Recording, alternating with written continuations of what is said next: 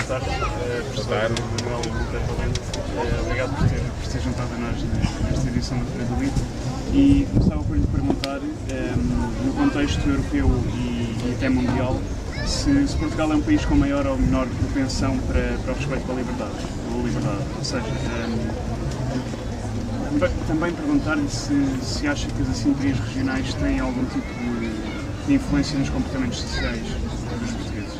Bem, em primeiro lugar, boa tarde e agradecer à Universidade Católica de Editora o convite para estar aqui presente, também pela edição da obra, que apresenta a minha tese de doutoramento, apresentada na Universidade Católica. Muito me orgulho de ser filho de uma casa tão prestigiada como a nossa Universidade. Em segundo lugar, também dizer que quanto à questão da liberdade, os momentos históricos que nós temos vivido, os últimos, podem afetar e alterar alguns paradigmas. Tenho escrito, e também se reflete na minha obra, a preocupação que existe em mantermos os direitos e as garantias que os nossos antepassados lutaram e conquistaram. É claro que num mundo globalizado, em que determinados fenómenos, como o fenómeno do terrorismo, o fenómeno do tráfico de armas, tráfico de droga, aquilo que se chama hoje a criminalidade transnacional, pode gerar certos sentimentos de insegurança, mais cognitivos, reais, e levar a que os governos dos Estados a nível da Europa optem por determinada legislação que possa restringir a liberdade das pessoas.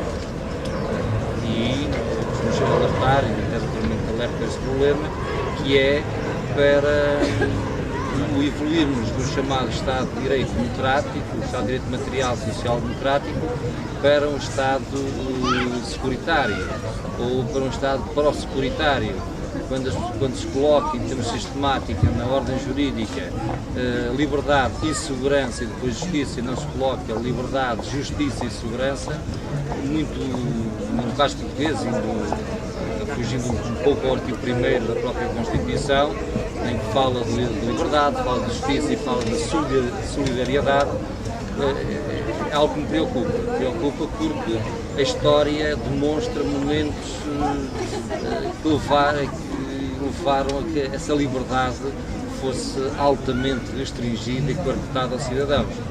E quando não há uma correta percepção dos fenómenos, não há um bom esclarecimento ao cidadão daquilo que é ou do que se passa realmente, pode levar a que os cidadãos optem a apoiar um determinado regime jurídico que em nada beneficia a liberdade. E Portugal, que está na União Europeia, tem alguma legislação que ultimamente vai nesse sentido. Vai no sentido de, aos poucos, e ao arrepio, na minha opinião, às vezes da própria Constituição, vai no sentido de restringir a liberdade das pessoas, vai no sentido de restringir determinadas garantias ou mesmo tentar afastá-las, com aquela ideia de que a segurança é a primeira das liberdades. Eu considero que não, que a liberdade é que é a primeira das seguranças, e é isso que determina a tese. Quanto à questão das assimetrias regionais, pode ou não afetar as questões da liberdade. Se falarmos regional no plano europeu, afeta sem dúvida alguma, porque a consciência ou a ideia da liberdade e responsabilidade que em determinados países é cultivado desde criança, em Portugal isto não é cultivado. Há uma confusão entre a liberdade e o exercício de determinados comportamentos que estão muito longe de ser liberdade. E isso pode também gerar alguma conflitualidade. Em termos regional europeu, é claro que se verifica isso. Se nós olharmos para o quadro europeu relativamente a determinadas decisões quadro, por exemplo, verificamos que há decisões quadro que em determinados países da Europa há o reforço da garantia efetiva de respeito aos direitos, liberdades e garantias do cidadão, enquanto que, muitas vezes, Portugal não tem esses cuidados na transposição das decisões quadro, no caso do mandato de atenção europeu, em que considero que a opção italiana foi muito mais feliz nesse contexto.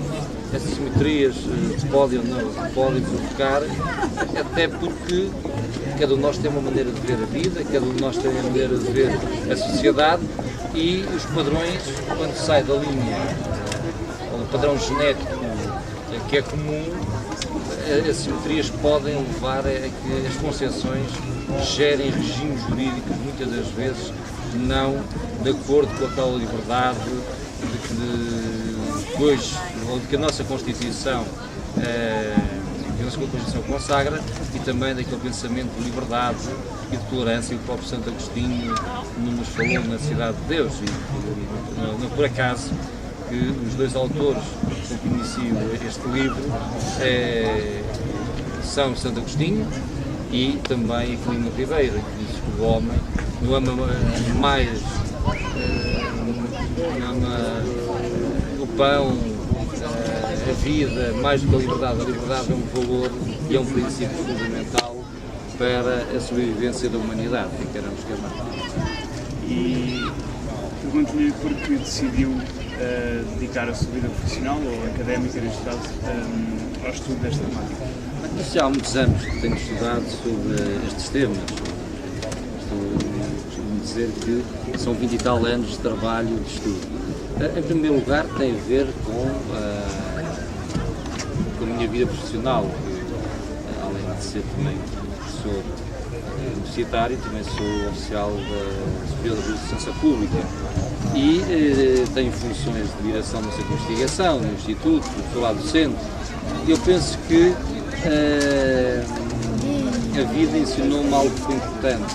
É que quando respeitamos os valores primaciais da humanidade, entre os quais a liberdade, e respeitamos o ser humano, acima de tudo, as coisas funcionam de maneira diferente. A maneira de olharmos a vida e o mundo, através do respeito do ser humano, qualquer cidadão, seja ele qual for, seja de que cor, seja de que raça, seja de que género, seja que tendência, ideologia, quando está no âmbito da perseguição criminal, tem de ser tratado como cidadão. O Estado perde a sua legitimidade e a comunidade perde a legitimidade de intervir, de agir, quando atua de igual forma como um criminoso. Isso é fundamental. E a polícia tem uma relação forte na atividade diária com o cidadão. A essência fundamental hoje da polícia, na minha opinião, é a defesa e garantia dos direitos humanos. É assumir os direitos humanos como aquilo que eu chamo até da sua existência e em termos éticos, e também chamá-la a atenção nestes momentos que está ao serviço do povo, está ao serviço do cidadão, e deve tratar, seja quem for, em qualquer situação, seja ela em que possa ocorrer, deve tratar o cidadão, todo ele, seja como ser humano. E a ordem jurídica também deve cada vez firmar essa ideia. Falamos do âmbito do direito, mas eu penso que centrar ou colocar o ser humano na discussão científica é obrigatório para todas as ciências. E um dos erros que nós hoje estamos a sofrer no âmbito da economia é que esqueceram que há pessoas, é que esqueceram que há seres humanos. Isso é fundamental. E que dados curiosos ou acontecimentos marcantes é que descobriu ao longo do estudo que tem feito, ao longo da vida que tem exercido neste âmbito? Tenho verificado, por exemplo, no âmbito profissional, a evolução que hoje as forças de segurança têm. Uma evolução muito grande da maneira de estar, da maneira de atuar, da maneira de se relacionar com o cidadão e de saber tolerar determinadas situações que há 20 anos atrás e mesmo há 10 anos atrás eram impensáveis. Hoje nota-se essa mudança. Esse foi um aspecto fundamental. O outro que me preocupa é que há pouca consciência histórica do que se passa. Eu penso que as pessoas, quando defendem determinados regimes jurídicos ou defendem uma ordem jurídica demasiado restritiva, desconhecem a história. Quando defendem, por exemplo, o regresso do juiz de instrução para dirigir a investigação criminal, desconhecem-se que isso já aconteceu e não correu bem.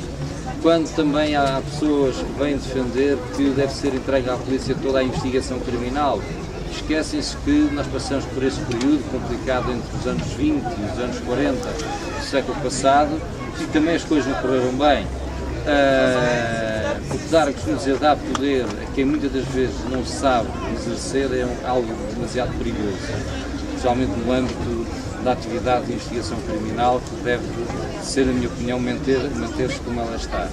Mas noto que as pessoas, quando defendem o regresso destes modelos ou a introdução destes modelos, vou-me apercebendo que as pessoas não sabem, historicamente, que nós já tivemos estes modelos e que, infelizmente, a história dá-nos os resultados que nos traz para cima da mesa não são os melhores. Os resultados não são os melhores porque o abuso, a prepotência, parte de quem tinha esse poder ou essa competência foi demasiado elevada e as pessoas pagaram caro devido a esse má utilização das prerrogativas que estavam atribuídas. Foi um dos aspectos marcantes. E também dos aspectos marcantes que penso que houve uma determinada evolução ao longo do meu estudo é no sentido do perigo que existe, que dizia no início, de, a nível europeu, simplificar que estamos a regressar ao passado. Cada vez mais positivamos, cada vez mais colocamos em lei todos e mais alguns comportamentos que não nos vai levar a um grande caminho, esta é a minha opinião. Porque positivar tudo e mais alguma coisa, a história já demonstrou que também não é o caminho correto. São apontamentos que eu verifiquei. Também verifiquei que há uma área em que o Ministério Público tem de assumir o seu papel e que não tem assumido com a Constituição de 76. Tem de assumir o papel de verdadeiro garante e defensor da legalidade democrática, que está considerado na Constituição e que tem de assumir este papel e que neste momento me parece que é uma das áreas que o Ministério Público tem de tomar conta e assumir-se mesmo como um dos principais garantes da legalidade democrática do nosso país.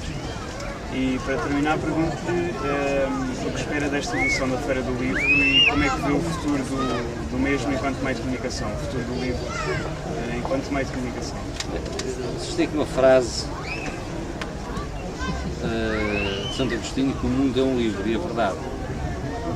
Eu, há muitos anos, há 23 ou 24 anos, quando me diziam que a informática ia acabar com os livros, eu dizia que não.